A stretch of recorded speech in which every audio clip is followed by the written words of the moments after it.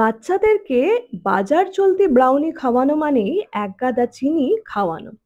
তাই ঠিক করলাম, মেয়ে যেহেতু ব্রাউনি খেতে বড্ড বেশি ভালোবাসে, তাই বাড়িতেই কিভাবে ব্রাউনি বানানো যায়, তাও আবার হেলদি ওয়েতে।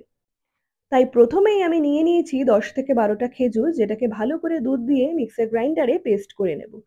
এবার এই পেস্টের মধ্যে আমি দিয়েছি অর্গানিক বাজরা ফ্লোর, তার সাথে দিয়েছি 1 চামচ ওটসের গুঁড়ো, হাফ চামচ বেকিং সোডা, আর 1 চামচ বেকিং পাউডার।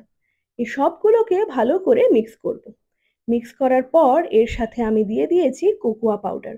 তোমরা কিন্তু এই পাউডারগুলোকে ভালো করে চেলে তবেই কিন্তু মিক্স করবে। আর আমি এই মিক্সচারে কিন্তু 1 চামচ বাটারও দিয়েছি। এবার সবগুলোকে ভালো করে একটা টিফিন বক্সের মধ্যে আমি ঢেলে নিলাম। অবশ্যই বাটার দিয়ে দিয়েছিলাম। আর এই পেপারটা কিন্তু বাটার পেপার না, নরমাল একটা পেপারই। আর উপর দিয়ে আমি কিন্তু আমন্ড আর ওয়ালনাটের কুচিও ছড়িয়ে দিয়েছিলাম।